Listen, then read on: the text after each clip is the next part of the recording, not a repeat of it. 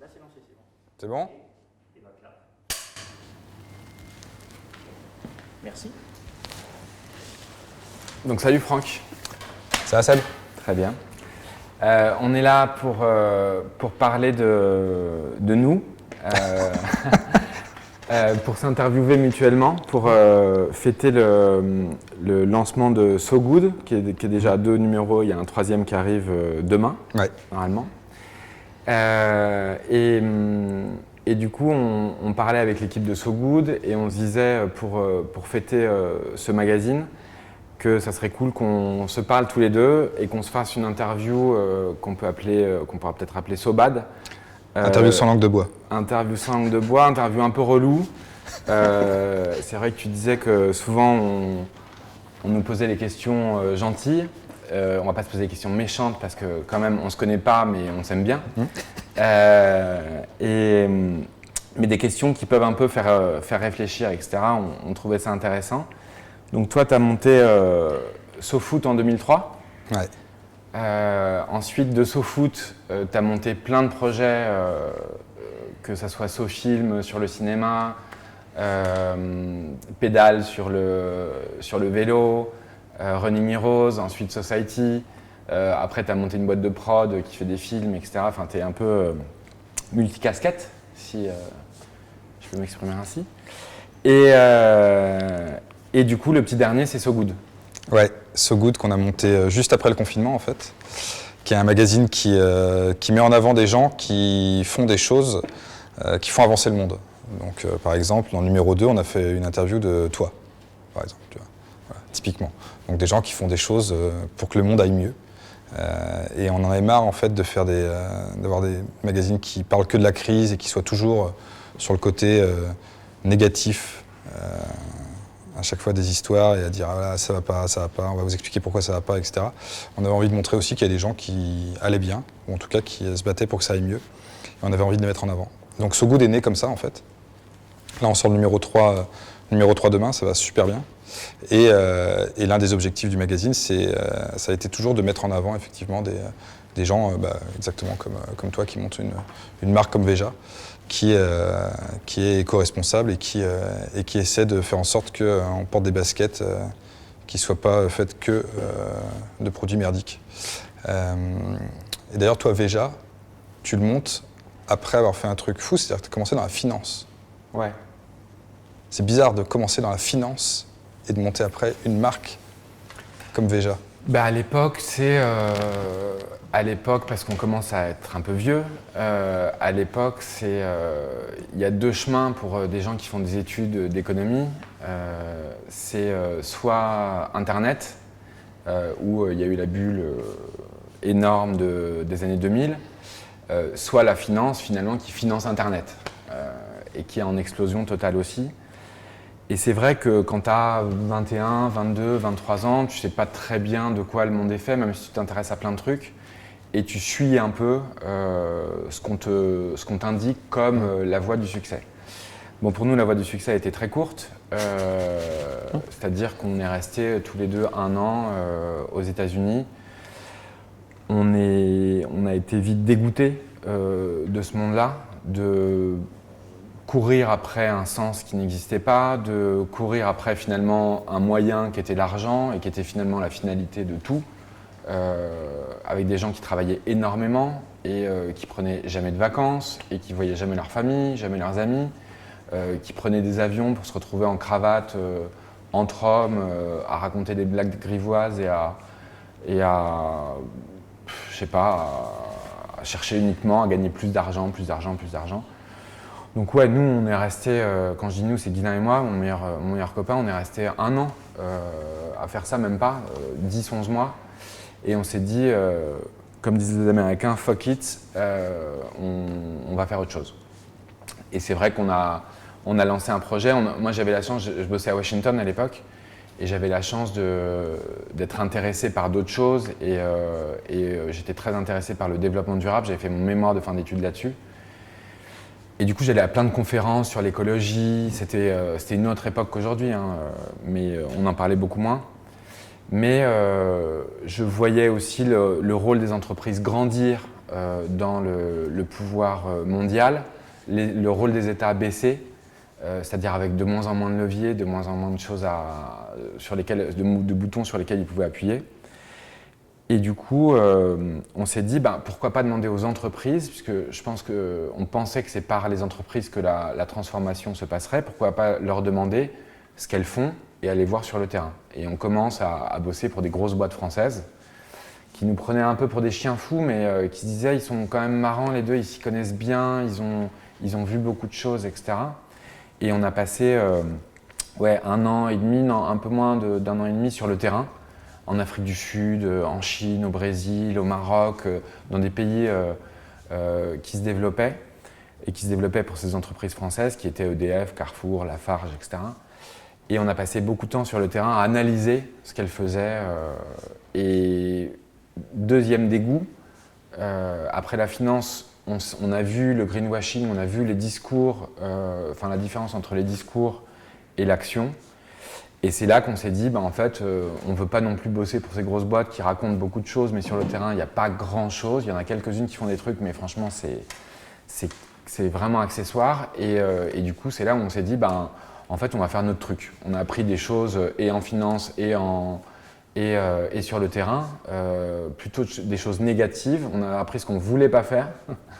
Et du coup, on va essayer de faire ce qu'on a envie de faire, c'est-à-dire créer une marque de basket qui respecte à la fois les femmes et les hommes qui la font et l'environnement.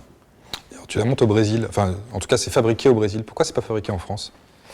Parce qu'on commence à regarder direct en France et plus largement en Europe, on se rend compte que l'industrie, il n'y a plus rien, que toutes les usines ont fermé, années 80, années 90, années 90 beaucoup, qu'il reste des bribes par-ci, par-là, et que finalement tout ce qui se dit « made in France » est souvent fabriqué ailleurs. C'est-à-dire la dernière étape de basket fabriqué en France, c'est la dernière étape où tu as le upper, c'est-à-dire le haut des baskets qui est soudé, collé ou cousu à la semelle en France et il y a marqué Made in France.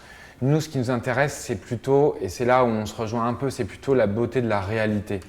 C'est-à-dire qu'on s'en tape de dire Made in France ou Made in Brésil ou Made in, je sais pas, Portugal. Nous, ce qu'on veut, c'est aller à la rencontre de la réalité et s'y confronter, parce qu'on est jeune, on a 24-25 ans, voyager et créer un process qui soit… On n'est pas du tout dans le truc nationaliste, circuit court, etc. On est plutôt de se dire, la mondialisation a merdé, la mondialisation que nos parents ont fait a complètement merdé, comment on la change ? Comment est-ce qu'on peut la vriller, comment on peut la faire vriller du bon côté ? Et donc on analyse partout, on regarde en Afrique, on regarde Internet, hein. C'est pas genre on va en Afrique, on va partout, on regarde Internet. Et on se dit que le Brésil, c'est un pays où il y a les matières premières pour faire une basket. Et on veut aller remonter le chemin des matières premières. Et il y a une industrie où il y a des usines de caoutchouc, des tanneries de cuir, des usines de filage pour le coton bio, de tissage, etc. En fait, il y a tout dans ce pays-là. Et c'est un pays qui respecte les droits des travailleurs, qui a une législation sociale proche de l'Europe, bon, même s'il y a des écarts parfois, hein, mais c'est une législation sociale quand même assez dure. Beaucoup de syndicats, il y a Porto Alegre qui est le centre avec le forum mondial, c'est toutes les ONG, toutes les gens de gauche qui s'agrègent là-bas pour un anti-Davos. Il y a l'émergence du PT avec Lula. En fait, il y a une convergence de forces vers le Brésil qui font nous dire, c'est Stefan Zweig qui disait ça en 1945, qui disait que c'est le pays du futur, mais c'est vrai. C'est-à-dire qu'il y a tout, et en plus, le Brésil est un pays où les gens sont très sympas, où si tu parles la langue, t'es brésilien, un peu comme aux États-Unis, si tu parles anglais et que tu habites là-bas et que tu commences à faire ton truc, tu deviens américain. Là, on sent la même énergie. C'est-à-dire qu'en Europe, tout le monde dit c'est impossible, vous voulez faire des baskets, vous êtes malade, il y a Nike, il y a Adidas, il y a Puma, il y a New Balance, etc. Vous faites n'importe quoi. Là-bas, quand on dit ça, ils disent ah ok, t'as bon, vraiment là. on y va. Et c'est vrai que tout de suite, on sent au Brésil un truc qui nous attire et un truc qui pourrait devenir le hub de Veja. Et on commence un peu, oui, on commence à l'arrache, on commence avec 5 000 € chacun, 6 000 € chacun. C'est plus une aventure qu'un vrai projet. C'est pas tout le monde dit vous êtes cinglés et on se dit bon, on se donne 6 mois, on se donne 1 an, si ça foire, ben ça foirera. Et comment tu t'assures que les matières là-bas que tu utilises vont être le plus éco-responsable possible? Ben, on le fait. Alors éco-responsable, c'est pas un mot que j'aime bien parce que le truc de responsabilité et tout, même je déteste ça. Nous, on veut que les matières, on veut savoir d'où viennent les matières. Et c'est vrai que on le prend, comme on n'y connaît rien, ni en basket ni en matières premières, qu'on découvre là-bas.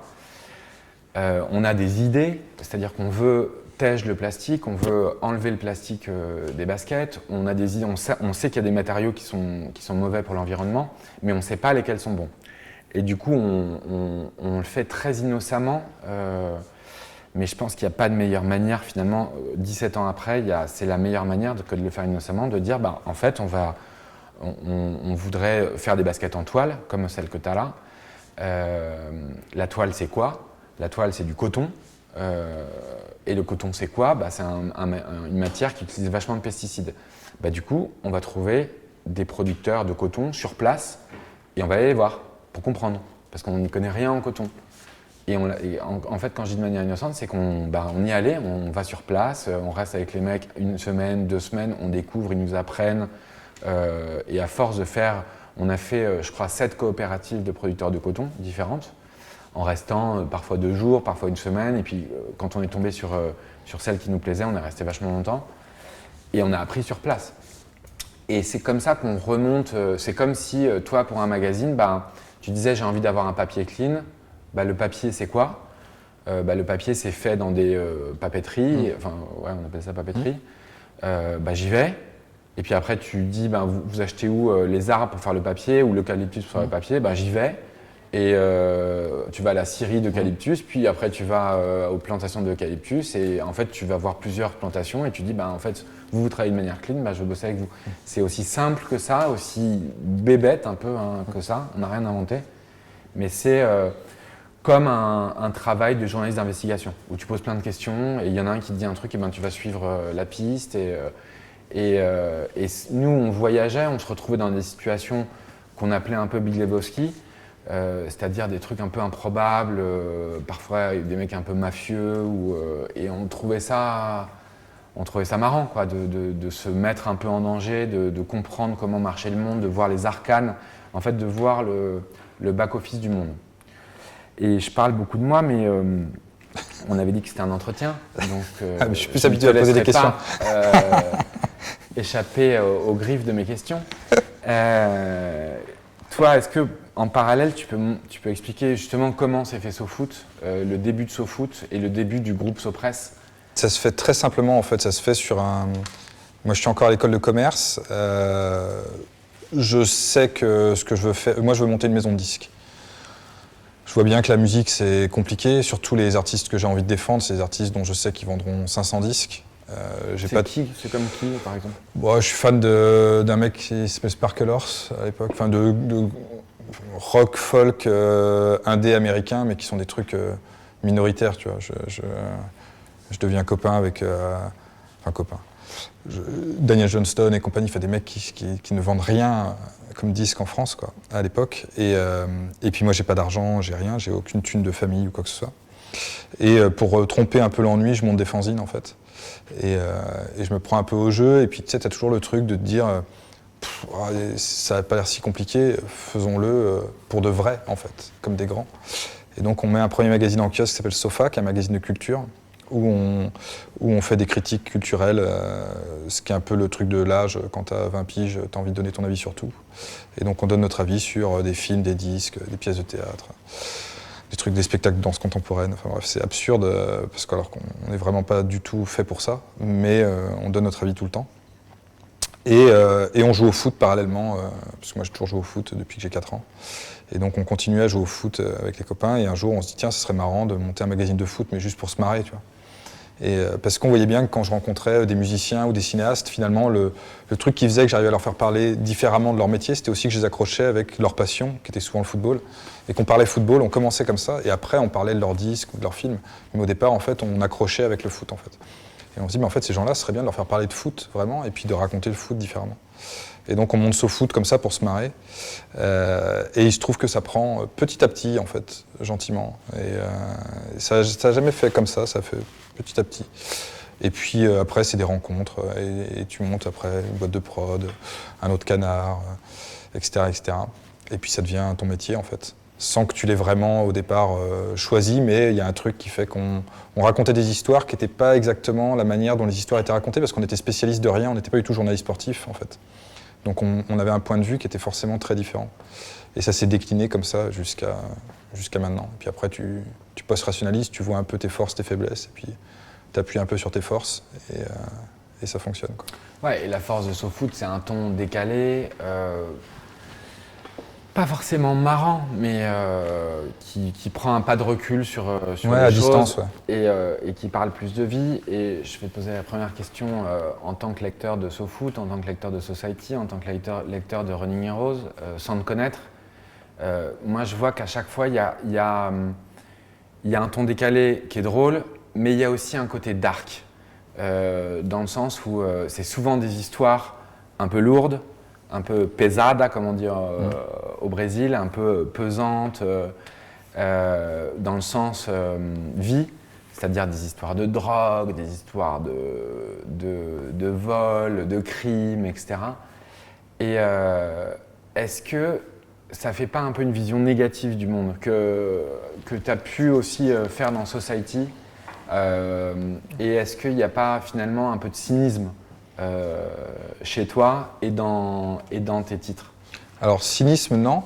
Par contre, effectivement, il y a régulièrement des histoires un peu lourdes, je suis d'accord avec toi, qui sont en fait des histoires très humaines. En fait, ce qui nous intéresse, c'est pas tant la noirceur de l'histoire que son côté humain, en fait. Nous, notre passion, c'est de raconter des histoires d'êtres humains, de femmes, d'hommes, et même quand n'importe quel sujet qu'on traite, il sera toujours traité avec ce prisme-là, parce que c'est ce qui nous touche, en fait, et c'est ce qui fait qu'on a envie de lire ces histoires-là, et donc aussi de les raconter.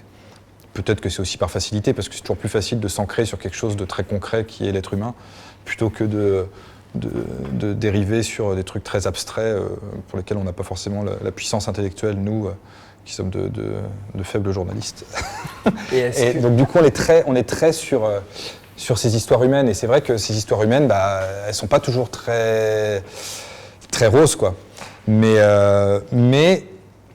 en les traitant d'un point de vue humain, tu trouves toujours un côté d'espoir, ou en tout cas une identification qui fait que tu te dis « Ah ok, tu apprends toujours quelque chose, je trouve ». Et c'est ça qui, moi, m'intéresse, en fait. C'est-à-dire qu'on n'est jamais, même quand on parle des crises du monde, parce qu'après, quand on fait Society, l'enjeu, c'est de raconter le monde dans lequel on vit. Et le monde dans lequel on vit, il n'est pas super rose, quoi. Donc du coup, forcément, on parle de trucs qui sont des fois dramatiques et qui ont des enjeux cruciaux et qui ne vont pas dans le bon sens. Mais on essaie toujours de le prendre par le prisme humain.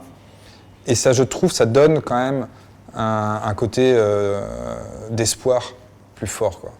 Et quand tu dis humain, moi j'entends, en fait je te disais cynisme, etc. C'est peut-être plus l'imperfection, enfin le truc pas parfait, le truc qui n'est pas balancé, où à chaque fois ça penche d'un côté ou de l'autre. C'est un peu ça? Ouais, il y a un truc, c'est ce qui fait que c'est riche et c'est intéressant, c'est que tu lis n'importe quelle histoire d'être humain, personne n'est parfait. Et si tu vas chercher dans n'importe lequel d'entre nous, il y a toujours une part d'imperfection, mais c'est ça qui est plaisant. Si on n'était que des êtres parfaits, ça serait l'enfer, en fait. Et on vivrait dans un monde horrible.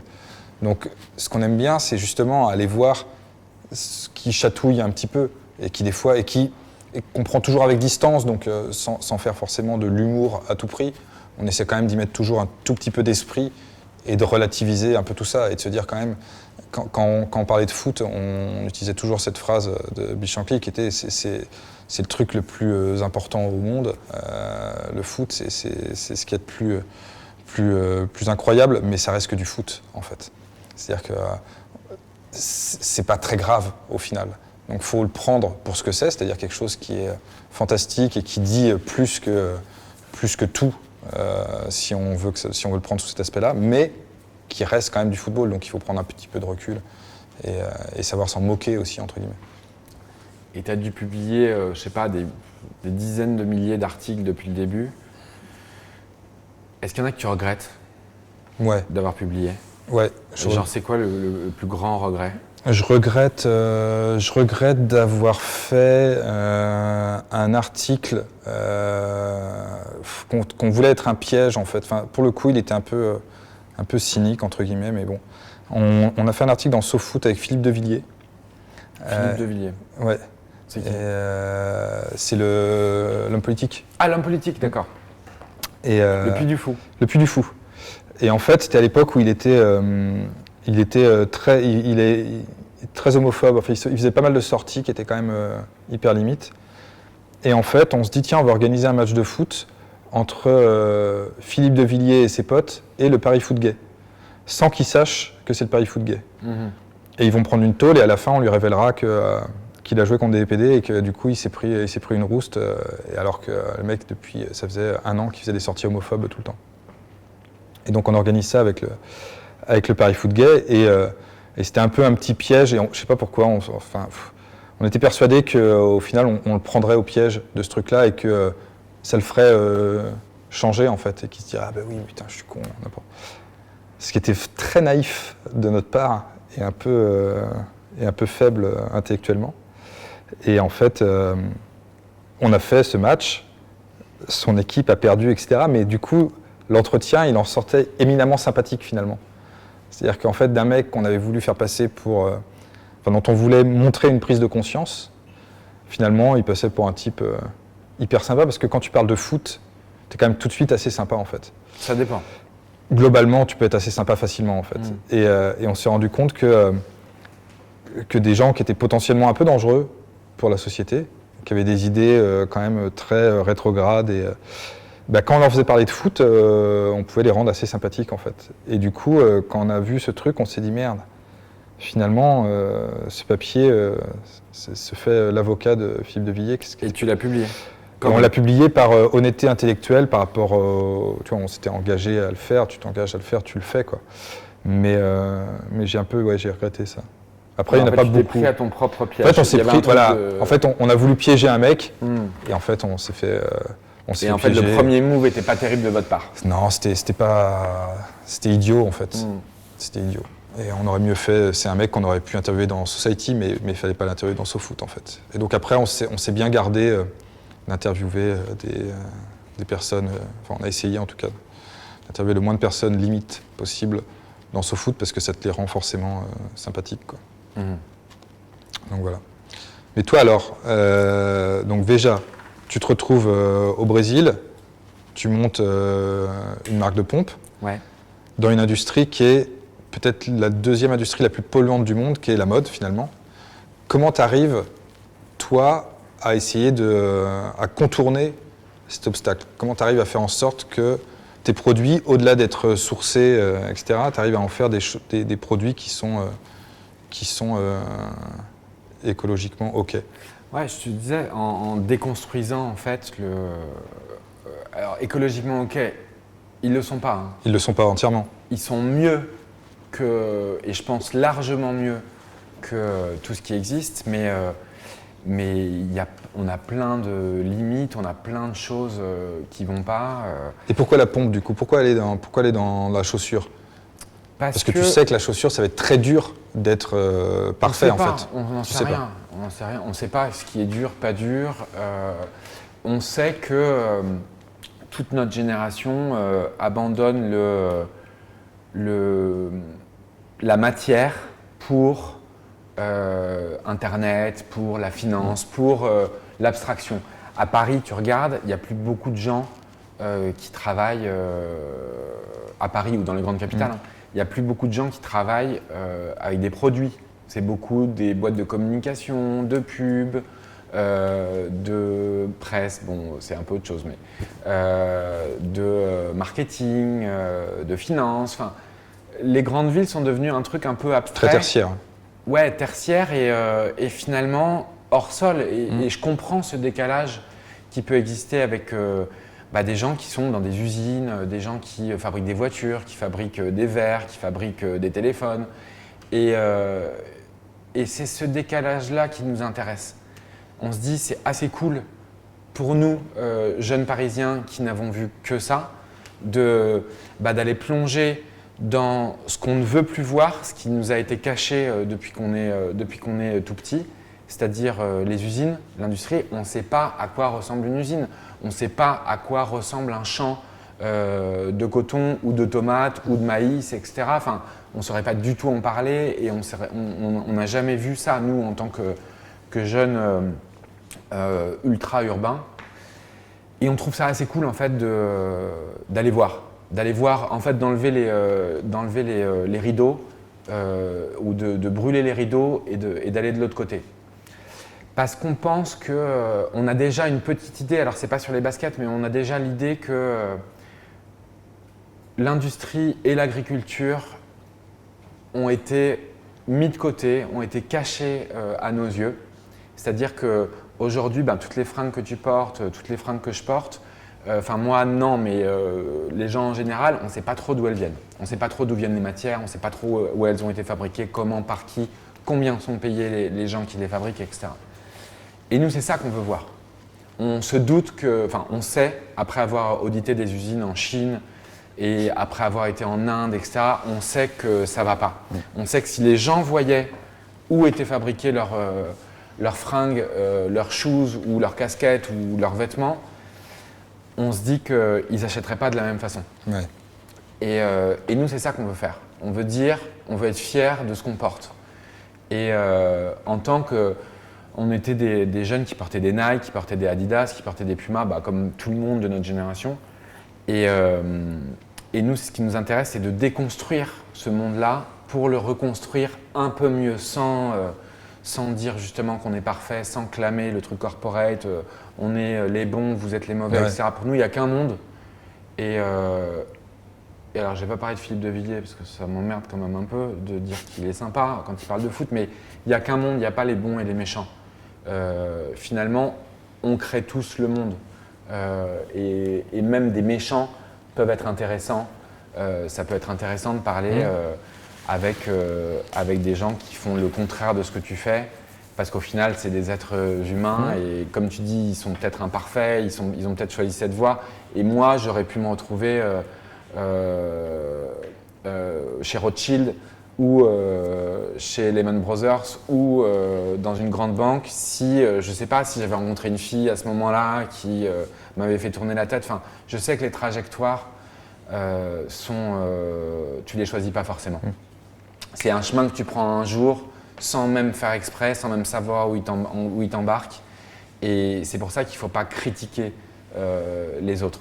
Je pense qu'on aurait été assez malheureux si on s'était engagé dans Greenpeace, etc., c'est-à-dire s'opposer. On fait c'est Guillain qui l'avait théorisé super bien, c'est-à-dire qu'il y a le truc de s'opposer et il y a le truc de proposer. Et je pense qu'en s'opposant, tu peux devenir à terme, si tu le fais pendant 10 ans, 15 ans, 20 ans, tu deviens fou. Et tu deviens presque pareil que les monstres auxquels tu t'opposes. Et c'est pour ça qu'on a choisi le chemin de proposer, de construire un truc qui soit fragile, bien sûr, tout est fragile, qui soit imparfait, bien sûr. Et je pense que cette imperfection, justement, c'est ce que tu fais toi, c'est bien de la montrer. De ne pas montrer que tout est beau, tout est gentil, que la réalité, elle est plus belle qu'une réalité utopique, etc. Que c'est assez beau, des mecs qui travaillent avec nous en Amazonie, à qui on achète le caoutchouc et qui nous disent « Non, les gars, vous m'avez cassé les couilles, je ne gagne pas assez d'argent avec vous, je vais tout déforester. » Et c'est à partir de là que le dialogue est intéressant et incroyable. Ça t'est arrivé, ça? Ouais, tout le temps. Tout le temps. Et c'est la réalité terrain qui est incroyablement humaine, profonde, et que si tu étais à leur place, peut-être que si tu gagnais pas assez d'argent sur le caoutchouc, tu irais déforester aussi. Enfin, moi, je le ferais sans doute. Et à nous de trouver comment payer plus les mecs, comment acheter le caoutchouc encore plus cher pour les empêcher de déforester, etc., et qui deviennent fiers, et après, ça crée tout un mouvement de fierté qui se développe, et une culture. Enfin, moi, je trouve que c'est ça qui est fascinant. Et tu ne peux pas shooter un mec parce qu'il déforeste, ou encenser quelqu'un parce qu'il protège la forêt, parce que finalement, la différence entre les deux… La frontière, elle est très ténue. Bah, ça peut être le même, en fait, d'une année à l'autre. Et nous, c'est pour ça qu'on adore le terrain. Bon, alors on n'y va plus là depuis février, mais c'est ça qu'on voulait montrer dans Veja. Il y a ces mots de écologie, etc. Après, nous, on parlait de transparence en 2008-2009, mais il est déjà galvaudé par tous les gens qui l'utilisent. Et ce dont on aime bien parler aujourd'hui, c'est de la réalité. Justement, de la beauté de cette réalité avec ses beaux côtés et avec ses mauvais, mais c'est la globalité et ses imperfections. Donc c'est là où je te rejoins complètement sur l'imperfection et sur la beauté de l'imperfection et l'humanité de l'imperfection. Et pour parler imperfection et rebondir, tu es un patron de groupe de presse en 2020. Tu as monté le truc en partant d'un magazine de culture, Sofa, et de foot, SoFoot. Est-ce que tu es content? Je lisais sur Twitter hier un mec qui t'attaquait. Est-ce que tu es content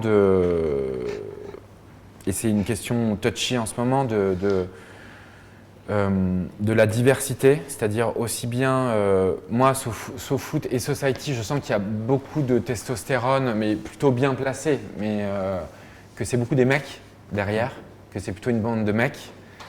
Est-ce que ce côté boys club qui a été le vôtre est normal quand on fait un magazine de foot? Oui, il y a des filles qui aiment le foot, mais c'est quand même… il y en a moins. Ouais, je dirais c'est quand même au moins 70% d'hommes, donc forcément ça crée une rédaction plus masculine au départ. Mais est-ce que il y a un moment, je dirais il y a 5-6 ans, 2014-2015, est-ce que ce manque de diversité féminine vous a pas manqué?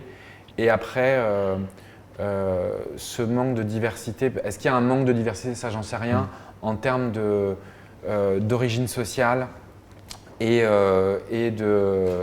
de pays d'origine ou de culture d'origine dans le groupe Sopress? Comment tu le juges en 2020 aujourd'hui? Parce que c'est une question importante dont on est responsable. Et comment tu le vis, c'est une question simple, hein, c'est pas une question piège. Non, mais c'est une question qu'on se pose nous beaucoup depuis assez longtemps. Alors effectivement, c'est un groupe qui se monte au départ avec que des mecs. C'est même pas un peu de mecs, c'est que des mecs. SoFoot au départ, parce que surtout SoFoot, c'est à partir de SoFoot qu'on monte une boîte en fait. Avant c'est juste, on est étudiant et on fait des fanzines. À partir de SoFoot, on monte une boîte et il n'y a que des garçons. Avec des origines sociales par contre qui viennent de tout et n'importe quoi. T'en as qui ont fait des études, t'en as qui n'en ont pas fait, t'en as qui ont des parents qui sont middle class. T'as pas de gens très aisés, mais t'as des parents middle class, et puis t'en as qui ont des parents qui sont plutôt dans le dur.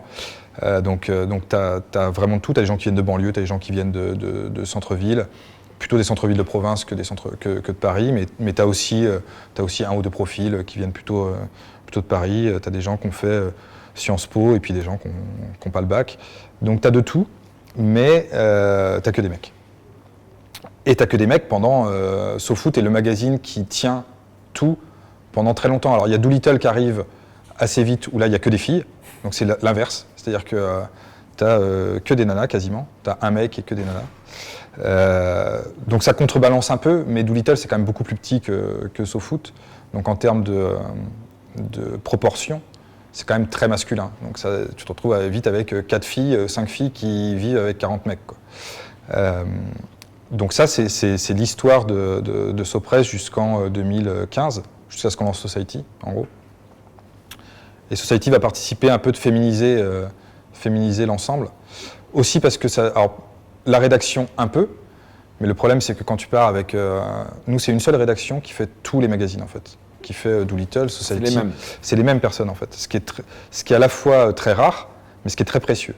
C'est ce qui fait notre originalité, c'est ce qui fait notre patte, et c'est ce qui fait aussi qu'on peut lancer des magazines et en arrêter sans avoir à licencier. C'est ce qui fait qu'il n'y a jamais de casse sociale chez nous jusqu'alors, quoi.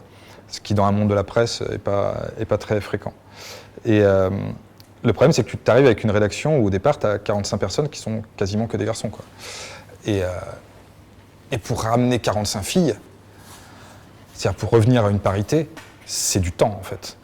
Ou alors énormément d'argent investi entre guillemets à perte parce que tu n'as pas besoin de 90 journalistes pour faire Sopress à ce moment-là. Ou alors c'est du temps, donc ça prend du temps. Par contre, on se retrouve à devoir développer d'autres métiers chez nous qu'on ne développait pas du tout avant, qui sont des métiers de régie pub qu'on n'avait pas avant. Tout à coup, on a une régie pub, on monte notre régie pub, on a des métiers d'administration qu'on n'avait pas du tout avant, parce qu'avant, on avait rien, on avait un DAF qui était pas vraiment DAF, on n'avait pas de service compta, on n'avait pas de DG, on n'avait pas de ressources humaines, on n'en a toujours pas d'ailleurs. Enfin, il y avait plein de trucs qu'on n'avait pas, de boîte normale. On avait, c'était que des mecs qui écrivaient des articles sur le foot, quoi, en gros. Et un truc un peu bizarre. Et dans des souterrains, en plus. Et donc, du coup, là, enfin, des filles arrivent enfin au bureau. Et ça fait du bien, en vrai. Et là, tu vois, sur les 10 dernières embauches, je crois qu'il y a 9 filles, quoi. Donc, la proportion va peu à peu se rattraper. Mais on part d'une base qui est tellement masculine que c'est toujours un peu compliqué. Et même quand on fait des sessions de recrutement pour SoFoot, parce que SoFoot est toujours un magazine qui est puissant chez nous, c'est quand même toujours un des piliers. Quand on fait des sessions de recrutement, en fait, on reçoit donc énormément de CV, on sélectionne une partie de ces CV et on leur fait faire des tests. En fait, ils viennent faire des journées de détection comme quand on était à l'école, quoi. Pour voir ce qui... Et donc à chaque fois, toutes les filles, par exemple, on les retient automatiquement, en se disant, bon, voilà, essayer de contrebalancer pour que ça féminise. Mais sur 500 CV, on reçoit 3 CV de filles. On ne reçoit pas 30 CV de filles, on reçoit 3 CV de filles. On les fait venir, et après, il y en a une éventuellement qui peut espérer passer la détection. Mais c'est très dur. Enfin, tu vois, tu pars avec un déficit au départ qui est hallucinant, quoi. Society, c'est moins le cas. Society, quasiment, je dirais que 60% des candidatures, c'est des filles.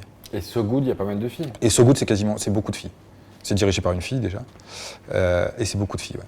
So Good, c'est beaucoup de filles. Mais So Good, c'est encore petit par rapport à SoFoot. Ouais, bien sûr. En fait, tout le truc, nous, ce qui biaise la population de SoPress, c'est que l'un des très gros piliers, et le pilier historique surtout, c'est un magazine de foot. Donc ça, forcément, ça masculinise. Mais c'est un truc auquel tu fais attention. Mais c'est un truc auquel on fait très attention. Et par ailleurs, tu vois, dans la prod, c'est quasiment que des filles. Régie pub, c'est extraordinairement féminin aussi. Dès que c'est... Parce que souvent, les filles sont meilleures que les garçons, en vrai. C'est pas tant parce qu'en fait, en gros, moi, je m'en fous de recruter une fille ou un mec, hein, on va être honnête. Hein. J'ai pas du tout le truc de je vais faire des quotas ou quoi que ce soit. Je suis pas du tout quota. Je recrute aux compétences et au feeling, quoi. Donc, si quelqu'un me paraît très bien et que c'est une fille, tant mieux. Si c'est quelqu'un me paraît très bien et que c'est un mec, tant mieux, quoi. Il se trouve que pour plein de postes, à chaque fois que j'ai des filles, ça s'est bien passé. À chaque fois que j'ai des mecs, c'est pas toujours très bien passé. Donc, voilà. Donc, il y a plus de filles dans les trucs qui sont pas du foot. Et dès que c'est du foot, c'est plus compliqué. On en a eu quelques-unes. Hein. On a quelques journalistes filles qui sont passées par chez nous, qui sont super. Mais il y en a peu qui sont restés. Souvent, c'est pareil aussi, c'est que tu es dans un média, le football, où en gros, tu as la télé, la radio, la presse. La presse n'est pas là où tu gagnes le plus d'argent, n'est pas là où tu as le plus de visibilité, etc. etc. Donc, dès que tu as des opportunités d'aller travailler en télé, bah t'y vas en fait. Et la télé a fait le même constat que la presse, c'est-à-dire qu'il y avait beaucoup de mecs. Et c'est encore plus difficile quand tu es une télé, parce que quand tu es une télé, il faut que tu montres de la diversité, ou en tout cas une parité. Et donc les quelques filles qu'on a eues, elles ont souvent été débauchées par la télé, quoi. Ce qui est compréhensible et légitime. Enfin, tu vois, je me mets à leur place, tu gagnes beaucoup plus d'argent, c'est plus attrayant et plus valorisant aussi d'être dans un poste de télé que d'avoir juste ta signature en bas d'un canard, quoi. Et tu parlais de télé, de presse, d'internet, etc. Moi, j'ai jamais compris, et je te connais pas. On s'est croisés 30 secondes 2 fois, mais j'en avais parlé à Marc Boger, qui est un des rédacteurs en chef et grand journaliste.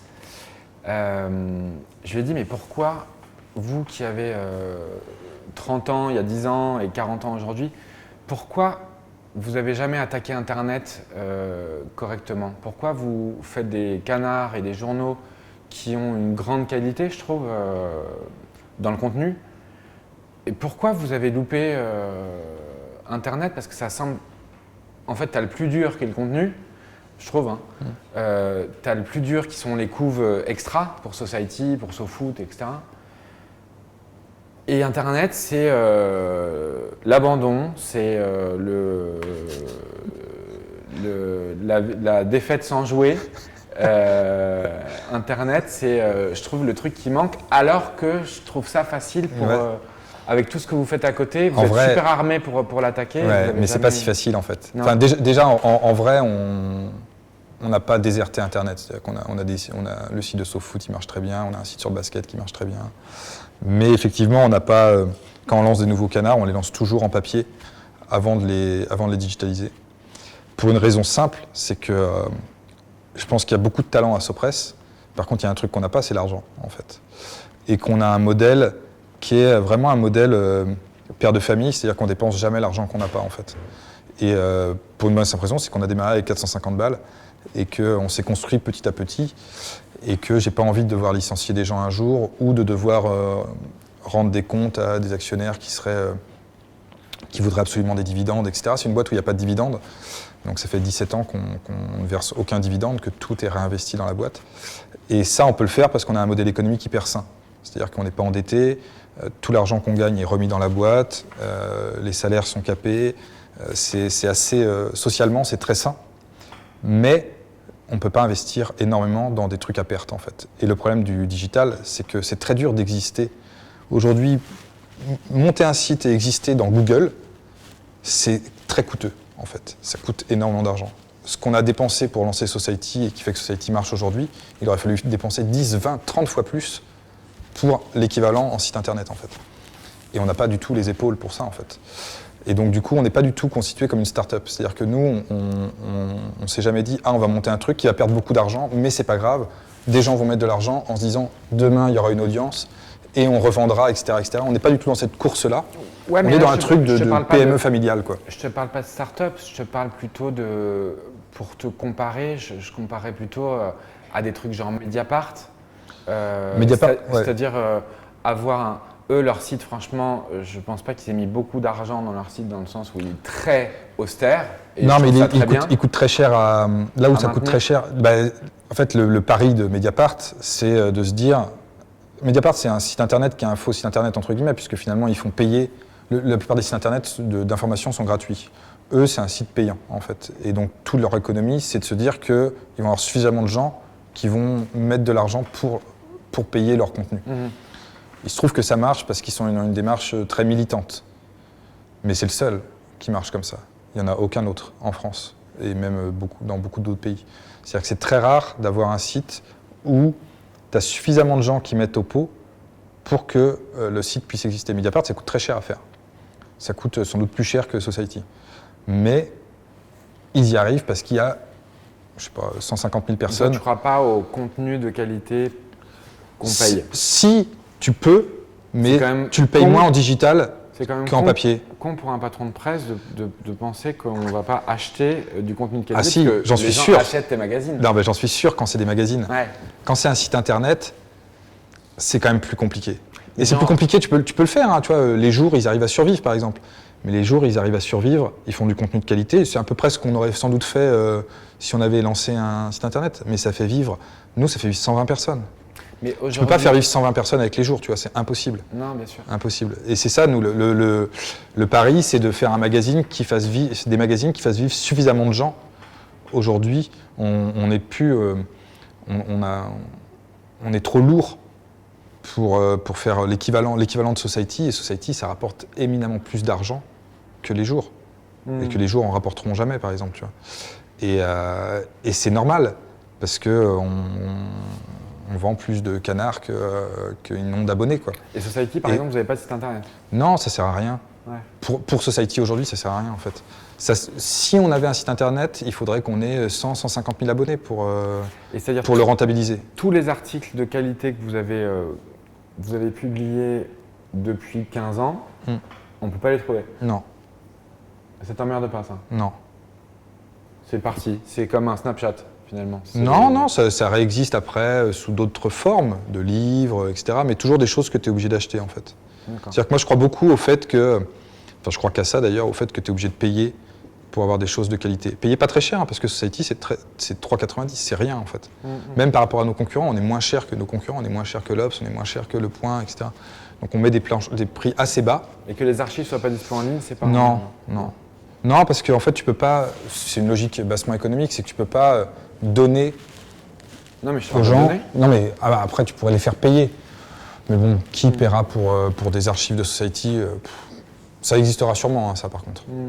Mais il faut avoir un site internet quand même qui drive des gens. C'est-à-dire que les mettre en ligne comme ça, faut faire savoir que c'est en ligne. En fait, ce qui coûte cher avec internet, c'est pas tant de faire, c'est de faire savoir en fait. C'est ça qui est coûteux. Mais j'imagine d'ailleurs, ça doit être à peu près la même chose pour des pompes à la base. Et vous avez choisi de pas ou peu faire de pub. Alors que généralement, c'est le faire savoir qui coûte cher. Ah oui, dans la presse ou dans n'importe quel métier, je pense. Mais dans les shoes, dans les marques de basket, je dirais que c'est encore pire. Pire que dans la presse, c'est sûr. Parce que dans la presse, non, justement. Internet, oui, mais la presse, tu peux faire et ne pas faire savoir et ça peut marcher. C'est ce qu'on fait globalement. Mais tu vois, dans les chaussures, effectivement, j'imagine que Nike, Adidas, une grosse partie de leur budget, c'est du marketing. Pourquoi, toi, il n'y a pas ou peu de marketing? C'est aussi quand on a vu ça, je ne sais plus sur quel article je tombe, en 2001 ou 2002, sur Nike, où je me rends compte que leur business model, ça a été créé en 1970 par là, Nike, et qui sont passés de 90%, si tu prends les coûts d'une basket, ils sont passés dans les années 70 de 90% dédiés à la fabrication et 10% à la pub au marketing, au contraire. C'est-à-dire qu'aujourd'hui, 80% du coût d'une basket de grande marque, c'est Ronaldo, Messi, des pubs sur le basket, Jordan, etc. Bon, je ne connais pas les joueurs de basket d'aujourd'hui, mais c'est mieux que moi sans doute. Jordan joue plus beaucoup. Jordan joue plus beaucoup, ouais. Mais ils vont encore là. Ils vendent toujours beaucoup de chaussures, je te rassure. Beaucoup de chaussures. Et on se rend compte que l'un des dérèglements de la mondialisation, c'est ça. C'est-à-dire que c'est une société de communication qui, comme je te disais, a caché le fer et l'agriculture et l'industrie derrière pour ne montrer que des sportifs qui courent plus haut, qui sautent plus haut, qui courent plus vite et qui sont plus forts quand ils sont bien chaussés ou bien vêtus. Et c'est vrai que nous, à 22 ans, 23 ans, on n'y croit plus à ça. On ne croit plus à la pub, on ne croit plus au marketing, on ne croit plus à quelqu'un qui te prône un produit et qui te le vend. Avec des artifices, on n'y croit plus. Et on se dit, si on prend ces ressources utilisées sur le marketing et la com par les grandes marques et qu'on les réalloue dans la production, on va pouvoir faire des baskets qui sont beaucoup plus chères à fabriquer avec des matériaux clean, avec des matériaux sourcés directement et les vendre au même prix que les autres marques, enfin les grandes marques. Parce que eux, ils ont des coûts très bas, ils n'ont pas arrêté d'ailleurs de vouloir baisser les coûts. Et ça se paye de baisser les coûts, c'est-à-dire que tu n'as plus aucune idée d'où viennent les matières premières, tu as une idée des conditions de vie des travailleurs qui est déplorable, enfin bref. Il y a un coût humain et environnemental. Quand tu baisses les prix trop, il y a des limites qui sont franchies et un business qui n'est plus humain. Et du coup, nous, on a décidé de réallouer ces ressources, ce qui fait que les Véjas elles coûtent entre Ça dépend des KL, mais entre 4 fois, 5 fois, 7 fois plus cher à produire que la même que tu produirais en Chine ou au Vietnam, avec des matériaux. D'ailleurs, on a plein d'usines qui nous contactent, comme Veja est une marque un peu plus connue, c'est une toute petite marque, mais c'est un peu plus connu maintenant, il y a plein d'usines qui nous contactent. On a dit, bah, tiens, c'est marrant, il y a des Chinois qui nous contactent, on va leur dire, bah, on vous envoie une basket. Faites-nous un budget. Ouais, ça coûte combien? Et une basket qui nous coûte 25 € à fabriquer, ils nous la faisaient à 3,50 €. Et premier prix, sans négocier. Mais tu imagines ce que le cuir de cette basket, d'où il peut provenir, comment il a été tanné, etc. Tu peux imaginer d'où le coton vient. Enfin, quand tu dis qu'une basket, une Veja coûte 25 € à produire, c'est que les coûts des matières et de la construction, ouais. De la construction de la chaussure, enfin, la fabrication de la chaussure. En fait, comme on a des baskets différentes, la tienne, elle est vendue 95 €, je crois, en magasin. Elle doit nous coûter environ 20 € à produire. Ensuite, on la transporte, il y a les douanes, il y a 18% de douane sur la toile, ce qui est une bêtise par rapport au cuir. Bref, elle nous coûte 23, 24 €. Nous, on la vend au magasin avec qui on travaille. On la vend, si elle coûte 95 €, on la vend 36 €. Et les magasins ensuite rajoutent la TVA et leur marge. C'est les magasins qui prennent une grosse marge, mais parce qu'ils ont des magasins qui ont pignon sur rue, ils ont des loyers à payer énormes, ils ont des salariés à payer, etc. C'est eux qui prennent la plus grosse marge. Donc le taux de marge sur une chaussure est assez faible en fait, pour toi? Ouais, enfin il est correct, il est élevé quand c'est nous qui vendons directement, mais ça représente une petite partie de notre activité. Nous, la grosse partie de notre activité, on vend genre aux Galeries Lafayette, on vend à des magasins de basket, on vend, ça c'est la grosse partie de notre activité. Il est assez faible, mais on s'en sort très bien dans le sens où les volumes sont respectés, ils commandent 6 mois avant, ce qui fait que nous on produit pour eux. Oui, tu produis à la commande en fait. On produit à la commande. Donc ça évite de gâcher. Il n'y a aucun gâchit, sauf quand un magasin fait faillite ou sauf quand un client abandonne sa commande, mais bien heureusement ça ne nous arrive pas souvent. Ouais, ça permet on est sur un rythme vraiment industriel et un rythme à longue vue, c'est-à-dire qu'on sait déjà, là aujourd'hui, non pas aujourd'hui, mais genre dans un mois et demi, on saura ce qu'est l'année 2021. D'accord. En entier, presque. Ce qui permet de prendre des décisions, c'est un rythme industriel, c'est vraiment comme conduire un gros paquebot et tu vois loin, tu es obligé de voir beaucoup plus loin pour bien conduire et c'est ce qui nous arrive. Donc c'est assez, ce truc-là il est assez cool, de produire à la commande et de savoir exactement à quel prix on achète les matières, à quel prix on achète les baskets, etc. Après la complexité elle arrive parce qu'on a agrandi la gamme, parce qu'on a plein de modèles, parce qu'on a plein de matières premières. C'est pour ça qu'on a maintenant une équipe sourcing de 7-8 personnes qui, eux, bossent sur le recyclage, bossent sur les nouvelles matières écologiques. En fait, il y a plein de gens qui nous envoient des nouveaux matériaux écologiques dans le monde. Et nous, on leur dit, pas de blabla, ne nous envoyez pas des PDF, envoyez-nous un mètre. Nous, on fait tous les tests chimiques, résistance, etc. Et si ça nous plaît, on vient vous voir, on vient voir ce que vous faites. Si c'est un nouveau matériau à base de champignons, si c'est un nouveau matériau à base de pommes, il y a plein de trucs qui se développent pour remplacer le cuir aujourd'hui.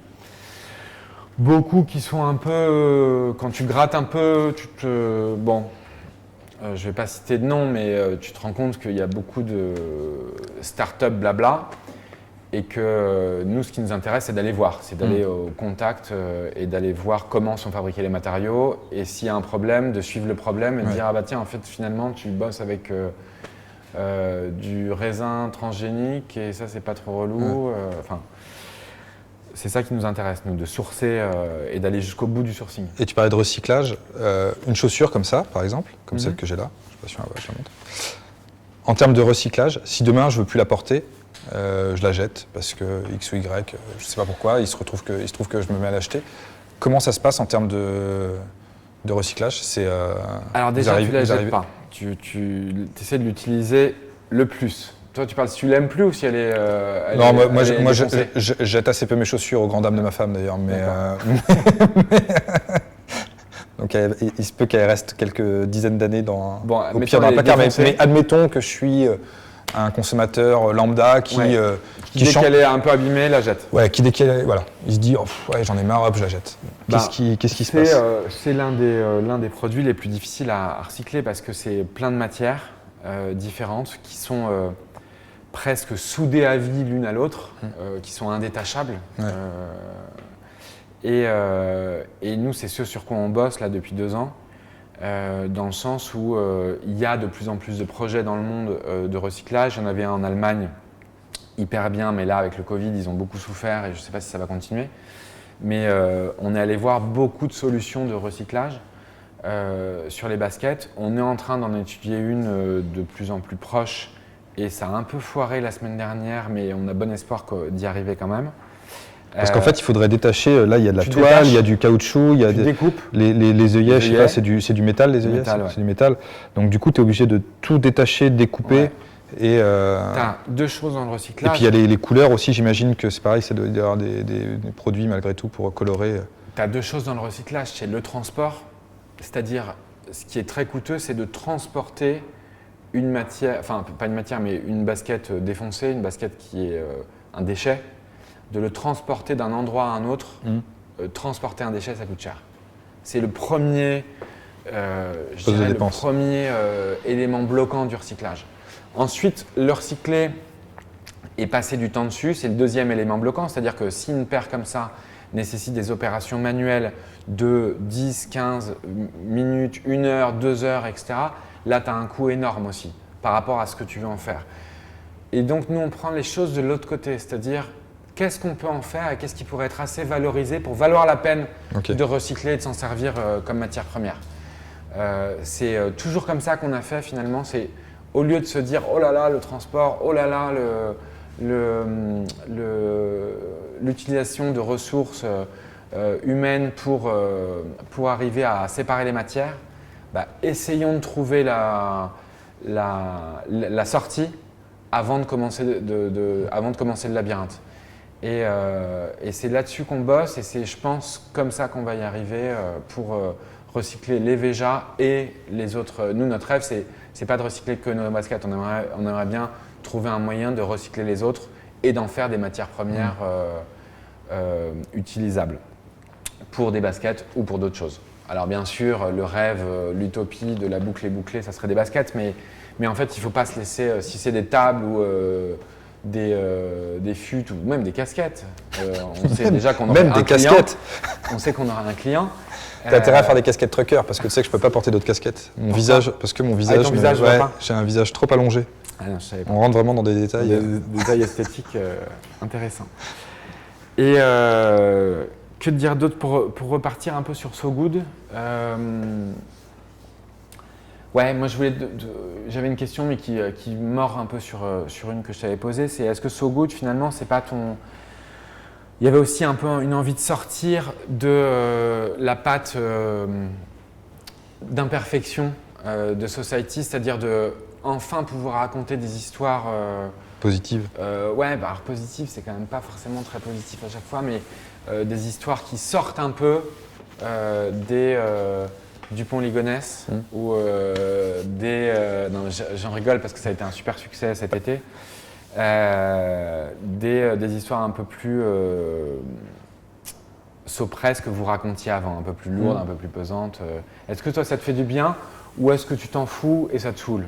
Non, pas du tout. Non, en fait, c'est un peu ça, pas totalement en fait. Il se trouve que on s'était rendu compte dans Society régulièrement, on avait comme ça des gens qui passaient dans le magazine, qui devenaient une couverture. Paul Duhan, Greta Thunberg à l'époque où elle était encore qu'une enfant et qu'une lycéenne et pas la Greta Thunberg qu'elle est devenue après. Il y en a plusieurs comme ça qui passaient et on trouvait qu'ils nous intéressaient, on faisait leurs portraits, on fait souvent des portraits d'anonymes finalement, et on se retrouvait à les mettre en couverture et on voyait que ça marchait, qu'on n'était pas obligé de mettre des gens connus en couverture et que ça marchait aussi bien avec des inconnus. À partir du moment où on je vais dire un gros mot, mais à partir du moment où on les vendait un peu bien, c'est-à-dire que Paul Duhan, si on mettait le mec qui va résoudre le chômage en France, donc on survend le gars, mais... Il a réussi? Et il n'a pas réussi, évidemment. Et tu sais qu'il ne va pas réussir quelque part. Mais tu lui donnes le bénéfice du doute, ou en tout cas tu dis ok, on va appuyer sur ce gars-là parce qu'au moins il essaie. Et au moins il a un truc, et il a une solution innovante. Ça peut marcher, comme ça peut ne pas marcher, il y a des chances que ça ne marche pas, mais on va le vendre comme le mec qui va résoudre le chômage en France. Greta Thunberg, on l'avait vendu comme la nana qui allait sauver le monde. Tu vois. On savait très bien qu'elle n'allait pas sauver le monde. Pour le coup, c'est du marketing de couverture. Mais on se rendait compte que ces inconnus arrivaient à toucher notre lectorat. Et donc, c'était important, mais on ne pouvait pas faire que ça, en fait. C'est-à-dire que tu peux pas mettre que des inconnus en couverture et faire un magazine qui, tous les 15 jours, en tout cas quand c'est Society, et qui est un magazine qui a vocation à raconter le monde tel qu'il est, quoi. Et le monde, malheureusement, n'est pas que des gens comme ça. Donc on s'est dit, on va le faire de temps en temps, mais on ne peut pas le faire à chaque fois. Et puis est venue une discussion avec nos camarades du LUL, qui, eux, avaient plein de porteurs de projets, donc des choses plus entrepreneuriales, on va dire, mais qui étaient aussi très chouettes et qui étaient peu valorisées dans les médias, selon eux, et ils trouvaient ça dommage.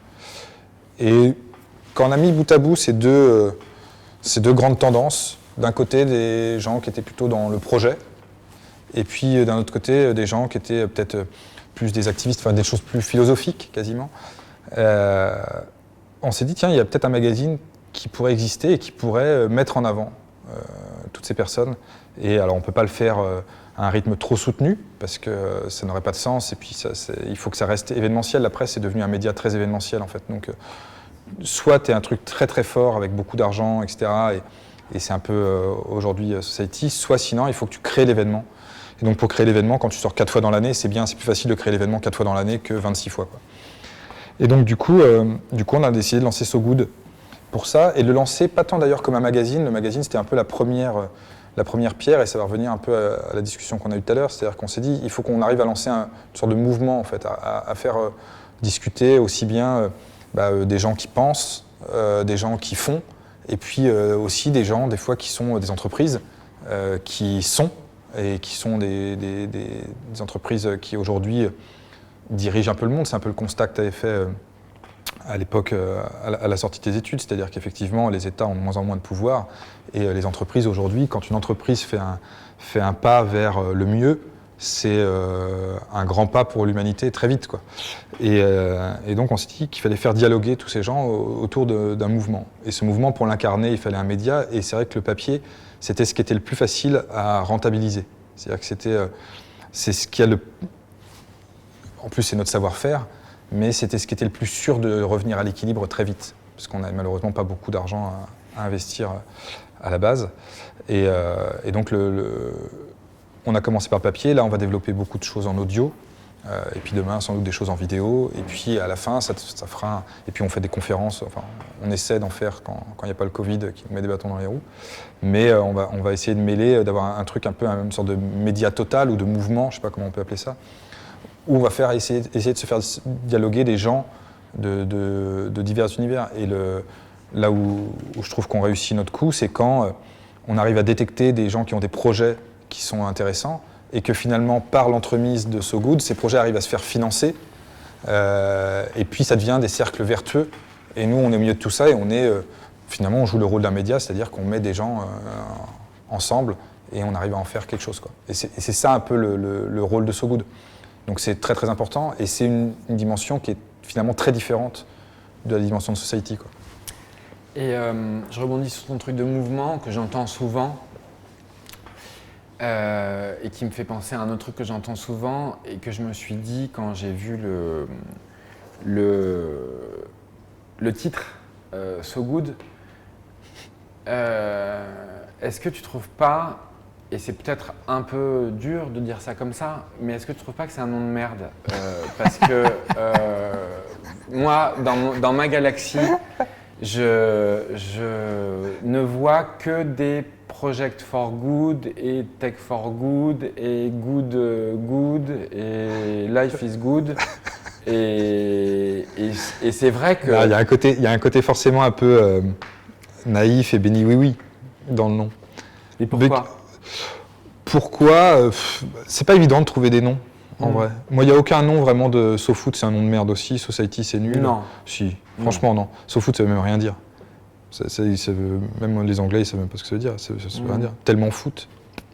tellement pied. Enfin, Non, mais là, c'est pas le seau qui est en question. Non, mais le good. c'est... Après, comment tu traduis des gens qui œuvrent pour un monde meilleur? Il n'y a pas non plus 50 000 façons de dire que les choses font des choses bien, autrement que de dire bien, en fait. Donc on aurait pu appeler ça so well ou je ne sais quoi. Mais tu le vois, ce truc de good partout? Oui, bien Good, sûr, good, good, ouais. bien sûr. C'est de même que je vois aussi le truc de saut partout de plus en plus, ce qui ça, m'énerve. vraiment. Ce qui m'énerve, il y en a partout, c'est insupportable. mais moi, en soi, si ça tenait qu'à moi, il y aurait plus de on ferait plus rien qui s'appelle saut, quelque chose. Ouais. Après, t'es rattrapé toujours par un peu ton propre non-marketing ou ton propre marketing de toi, en fait. C'est de la même manière que toi, tu seras toujours rattrapé par le fait que Veja repose sur un marketing qui est le marketing du bon produit. C'est ça, en fait. Pas vraiment, hein, parce que nous, on n'en fait pas du marketing. Donc, non, mais c'est là-dessus que tu vois, ton image de marque, elle est que là-dessus, en fait. Et tu auras du mal à faire autre chose qu'un produit, alors tant mieux, hein, parce que c'est sourcé, etc. Mais si demain tu fais un pas de côté, vu que tu t'es tout basé là-dessus, ça sera compliqué, quoi. Ouais, mais en fait, Veja, en fait, je me suis rendu compte d'un truc, c'est que quand tu fais pas de pub, chaque client, chaque cliente prend Veja comme il veut le prendre. Et il y a 90% des gens qui achètent des Veja, ils savent pas ce que c'est. Hein. Tu crois? J'en suis certain. Ah ouais? Ils savent pas ce qu'il y a derrière. Ils se disent pas, tiens, c'est la marque de basket écolo. 10%, 15%. Ah, j'aurais dit plus, moi. Non. J'ai l'impression que c'était... demande dans la rue. Ouais. Demande la prochaine fois. Je vais faire un sondage. Ouais. Enfin, mais non, il y a plein de gens qui sont pas au courant du tout. D'accord. Et ça nous va très bien. Et ils achètent pourquoi, du coup? Parce qu'ils trouvent cool. D'accord. Parce qu'ils les trouvent simples, cool, bien, esthétiques, etc. Alors que nous, c'est pas du tout une réponse pour te dire qu'on va faire un pas de côté. Nous, on a envie d'aller beaucoup plus loin là-dedans. Si tu veux, ça devient un jeu d'essayer de faire une organisation qui respecte tout le monde et qui se met et qui s'auto-regarde dans ses propres failles et ses propres limites. Je te posais la question sur la diversité. Nous, c'est une question qu'on ne s'est jamais posée, mais comme on ne se l'est jamais posée, une Zineb qui vient des Mureaux et qui est depuis 10 ans, depuis la semaine dernière avec nous et qui est maintenant presque directrice financière, enfin c'est la boss financière de Veja. En fait, quand tu prends des gens de couleurs différentes, d'origines différentes, direct à la base, après c'est eux qui recrutent et qui n'ont pas du tout de, qui voient pas de différence et nous on n'en fait pas non plus.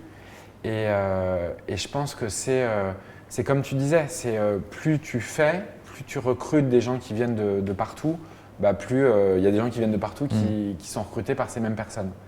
Et après, il y a des trucs, je trouve, où il faut se forcer.